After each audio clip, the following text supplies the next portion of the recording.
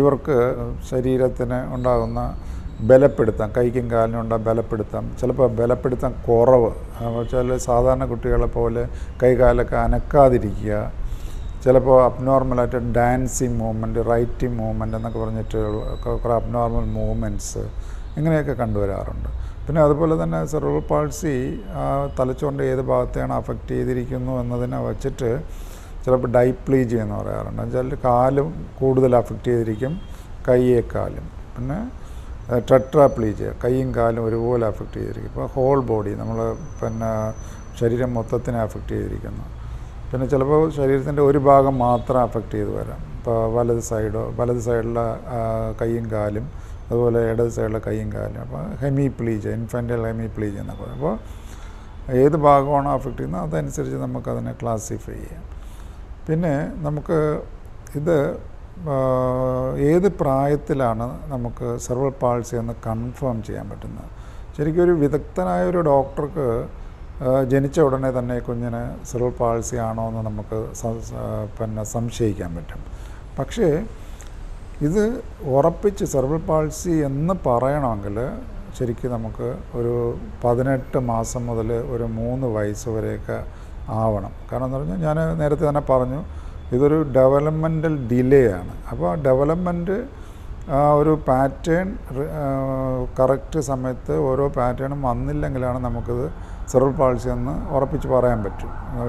Even നമുക്ക് ജനിച്ച ഉടനെ തന്നെ കുഞ്ഞിനെ സംശയിക്കുകയാണെങ്കിലും നമുക്കൊരു 18 മാസം മുതൽ ഒരു 3 വയസ്സ് വരെയൊക്കെ ആകുമ്പോഴത്തേക്കാണ് ഇത് ഉറപ്പിച്ച് നമുക്ക് പറയാൻ പറ്റും. പിന്നെ ഇനി നമുക്ക് അറിയേണ്ടതെന്ന് പറഞ്ഞാൽ ഒരു കുഞ്ഞിനെ സെറിബ്രൽ പാൾസി എന്ന് പറഞ്ഞ് നമ്മൾ ഡയഗ്നോസ് ചെയ്ത് കഴിഞ്ഞാൽ ഇവർക്ക് എന്ത് ചികിത്സയാണ് നൽകേണ്ടത്? അതുപോലെ തന്നെ ഈ കുഞ്ഞുങ്ങളെ നമുക്ക് ചെറിയ കുഞ്ഞുങ്ങളായിരിക്കുമ്പോൾ തന്നെ ഇവർക്ക് എത്രത്തോളം റിക്കവറി വരും അതിനെക്കുറിച്ച് നമ്മൾ അറിഞ്ഞിരിക്കണം. അതിന് ചില കണക്കുകളുണ്ട്. സാധാരണഗതിയിൽ ഒരു 2 വയസ്സാകുമ്പോൾ കുട്ടി പിടിക്കാതിരിക്കുകയാണെങ്കിൽ ആ കുട്ടി ഒരു 4 വയസ്സൊക്കെ ആകുമ്പോഴത്തേക്ക് മിക്കവാറും ഇൻഡിപെൻഡൻ്റായിട്ട് ഒരു പിന്നെ പരസഹായം കൂടാതെ നടക്കാൻ പറ്റും. ചിലപ്പോൾ അസിസ്റ്റഡ് ഡിവൈസ് എന്തെങ്കിലും യൂസ് ചെയ്യേണ്ടി വരും, പക്ഷേ അല്ലാതെ നടക്കാൻ പറ്റും. 4 വയസ്സായിട്ടും കുട്ടി ഇരിക്കുന്നില്ലെങ്കിൽ ആ കുട്ടി ഇൻഡിപെൻഡൻ്റായിട്ട് നടക്കാനുള്ള സാധ്യത കുറവാണ്. അതുപോലെ നമ്മൾ മനസ്സിലാക്കേണ്ടതെന്ന് പറഞ്ഞാൽ ഒരു കുഞ്ഞ് ഒരു 8 വയസ്സിനുള്ളിൽ നടക്കുന്നില്ലെങ്കിൽ അതിൻ്റെ ഒരു നടക്കാനുള്ള സാധ്യതയൊക്കെ വളരെ വിരളമാണ്. ഇനി നമുക്ക് ഇവർക്ക് എന്താണ് ചികിത്സ നൽകാനുള്ളത്? നമ്മൾ മനസ്സിലാക്കേണ്ടത് സെറിബ്രൽ പാൾസി എന്ന അസുഖം ഡയഗ്നോസ് ചെയ്ത് കഴിഞ്ഞാൽ ഇവർക്ക് ഉള്ള ചികിത്സ എന്ന് പറഞ്ഞാൽ പുനരധിവാസം, അത് റീഹാബിലിറ്റേഷനാണ്. അതൊരു കോംപ്രിഹെൻസീവ് റീഹാബിലിറ്റേഷനാണ് സെറിബ്രൽ പാൾസിയുടെ ട്രീറ്റ്മെൻറ്റ്. നമ്മൾ മനസ്സിലാക്കണം, ബ്രെയിനുണ്ടായിരിക്കുന്ന ക്ഷതം കാരണമാണ് ഈ കുഞ്ഞിന് ചലന വൈകല്യം വന്നിരിക്കുന്നത്. മിക്കവാറും ഈ കുഞ്ഞുങ്ങളെ പൂർണ്ണമായും ചികിത്സിച്ച് മാറ്റാൻ സാധ്യമല്ലായിരിക്കാം.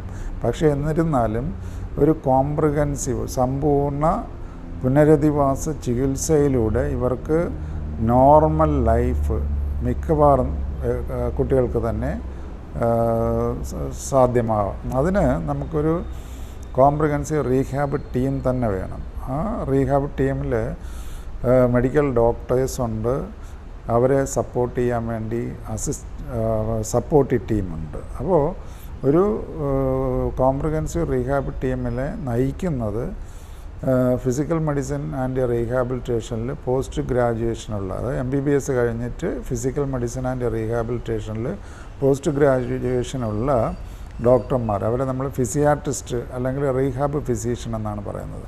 അപ്പോൾ അവരുടെ നേതൃത്വത്തിലാണ് ഈ റീഹാബ് ടീം ഉള്ളത്. ഈ റീഹാബ് ടീമിൽ മറ്റ് മെഡിക്കൽ സ്പെഷ്യലിസ്റ്റായ ചിലപ്പോൾ ഓർത്തോപീഡീഷ്യൻസ്, ന്യൂറോളജിസ്റ്റ് എന്നിവരും ചിലപ്പോൾ ഉണ്ടാവാം. പിന്നെ ഇവരെ സപ്പോർട്ട് ചെയ്യാൻ വേണ്ടി നമുക്ക് rehab nurse, physiotherapist, occupational therapist, prosthetist, orthotist, clinical psychologist, speech language pathologist,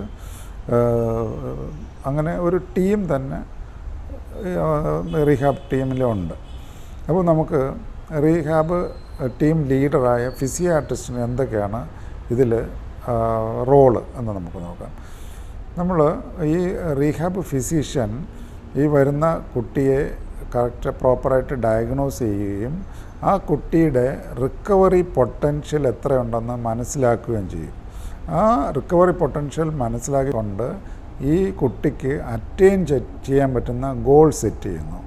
ഈ ഗോൾ സെറ്റ് ചെയ്ത് കഴിഞ്ഞാൽ അവർക്ക് പല ചിലപ്പോൾ തെറാപ്പികൾ വേണ്ടി വരാം, ചിലപ്പോൾ മെഡിസിൻസ് വേണ്ടി വരാം, അവർക്ക് സർജറി വേണ്ടി വരാം. അപ്പോൾ അതനുസരിച്ച് നമ്മൾ ഓരോ കാര്യങ്ങൾ ചെയ്യും.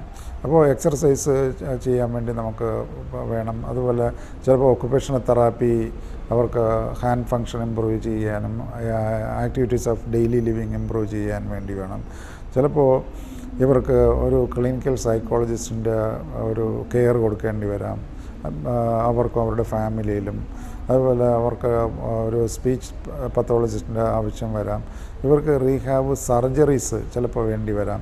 അവർക്ക് നടത്തം ഇമ്പ്രൂവ് ചെയ്യുവാനും അവരുടെ പെരിനിയൽ ഹൈജീൻ ഇമ്പ്രൂവ് ചെയ്യാൻ വേണ്ടി സർജറി. ഇതെല്ലാം നമുക്ക് ഒരു ഫിസിയാട്രിസ്റ്റിൻ്റെ നേതൃത്വത്തിൽ ചെയ്യാൻ പറ്റുന്ന കാര്യങ്ങളാണ്.